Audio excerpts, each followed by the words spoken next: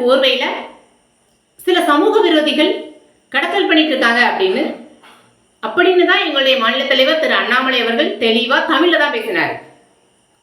ஆனா கட்சியிலிருந்து புறக்கணிக்கப்பட்டு தனியா நின்று இருக்கிற இந்த காளியம்மாள் எங்க தலைவர் என்ன பேசுறாருங்கிற அந்த இதை மறுபடியும் ஒரு தடவை போய் பார்த்துட்டு வந்து பேசணும்.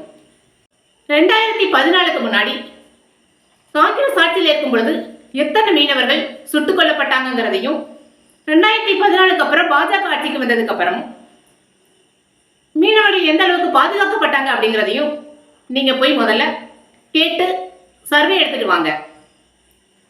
அதை தாண்டியும் இப்போ ரீசெண்டா சில மீனவர்கள் கைது செய்யப்பட்டாலும் உடனடியாக அவங்க விடுவிக்கப்படுவாங்க. விடுவிக்கப்படுறதோடு மட்டுமல்லாம அவங்களுடைய உடைமைகள், அவங்களுடைய படகுகள் மற்றும் அவங்களுடைய கயிறு எல்லாமே, வலை எல்லாத்தையுமே எந்த விதமான சேதாரமுமே இல்லாம மீட்டு கொடுத்து மறுபடியும் அவங்க வாழ்றதுக்கான வாழ்வாதாரத்தை ஏற்படுத்தி கொடுத்துட்டு இருக்கிறாங்க இந்திய வெளியுறவுத்துறை.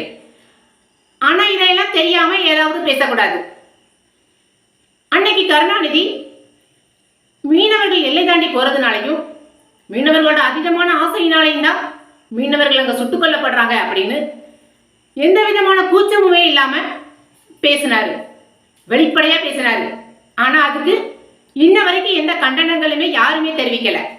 ஆனா இன்னைக்கு தமிழக மீனவர்களுக்காக போராடிட்டு இருக்கிற பாஜக அரசையும் எங்கள் மாநில தலைவர் திரு அண்ணாமலை அவர்களையும் தவறா பேசிட்டு இருக்கீங்க. முதல்ல எதையுமே கேட்டு தெரிஞ்சு தெளிஞ்சு அதுக்கான விடையை தேட முற்படுங்க.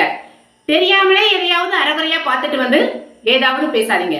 எங்களோட மாநில தலைவர் திரு அண்ணாமலை அவர்களை பத்தி பேச இந்த காளியம்மாளுக்கு என்ன தகுதி இருக்கு?